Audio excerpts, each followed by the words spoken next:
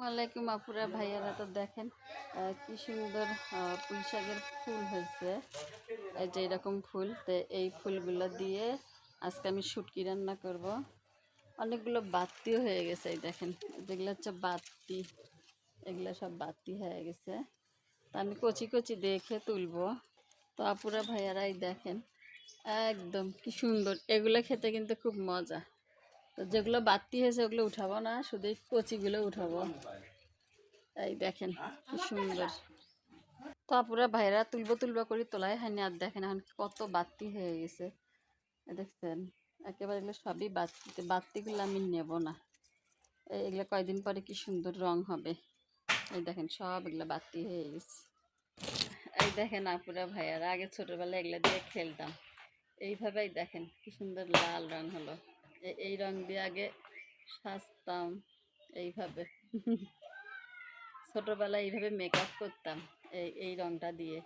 এই দেখেন কি সুন্দর একটা রং, এইভাবে চোখের উপরে দিতাম, এইভাবে আই শ্যাডো আর লিপস্টিকের কাজ করতাম আর কি। এই দেখেন ঠোঁটে দিয়ে দিলাম। কে কে এরকম করতেন অবশ্যই কমেন্ট করে জানাবেন। মানে রংটা এত সুন্দর, একেবারে সেই সুন্দর। তো পুঁই শাকের বিচি উঠানো হয়ে গেল, আমার মেকআপ করাও হয়ে গেল আপুরা ভাইয়ারা। তো দেখেন আপুরা ভাইয়ারা, আমার যে পুঁই শাক সহকারে বিচি উঠানো শেষ, কারণ বিচিগুলো অনেক বাতি হয়ে গেছে। তুলবো তুলবো করে একেবারে বাতি হয়ে গেছে। তো যাই হোক, যতটুক পাই সেটুকু আমি এখন রান্না করব। রান্নার জন্য নিয়ে যাই। পুরা ভাইয়ারা দেখেন নিচে হচ্ছে কী মাছ বলেন তো, লাইটটা মাছ নিছি।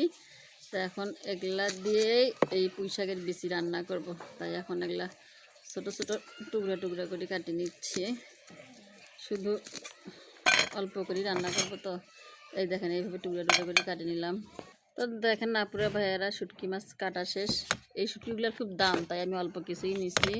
তো আপুরা ভাইয়ারা এইদিকে এগুলো সব কিছু সব বাছে নিলাম, পুঁই শাকের বিচি আর হচ্ছে কচি কচি পাতা। এখন রান্নার জন্য চলে যাব। রান্নাটা আর আমি বসছি একেবারে আমাদের উঠানে আগুনের মধ্যে। এই কড়াই বসিয়ে দিয়ে শুটকি মাছগুলো আমি ভাজে নিচ্ছি। শুটকিগুলো ভাজা শেষ, আমি একটু পানি দিয়ে দিলাম। তো কড়াইয়ের মধ্যে তেজপাতা, দারুচিনি, লং আর এই যে শুটকিগুলো দিয়ে দিলাম। এরপর দিয়ে দিলাম পেঁয়াজ বাটা, কাঁচামরিচ বাটা, লবণ, হলুদ, আদা রসুন বাটা, এরপরে ধনিয়া জিরা সব বাটা দিয়ে আমি ভালোভাবে কষাই নিচ্ছি। আপুরা ভাইয়ারা দেখেন কি সুন্দর কষতেছে। সুন্দর কষানো শেষ, সামান্য একটু শুধু পানি দিয়ে দেবো, গরম পানি সামান্য একটু। তো আপুরা ভাইয়ারা দেখেন সুন্দরভাবে কষে গেছে। এখন আমি পুঁই শাক সহকারে পুঁই শাকের বিচিগুলোর মধ্যে দিয়ে দেব, দিয়ে আর একটু কষাই নেব।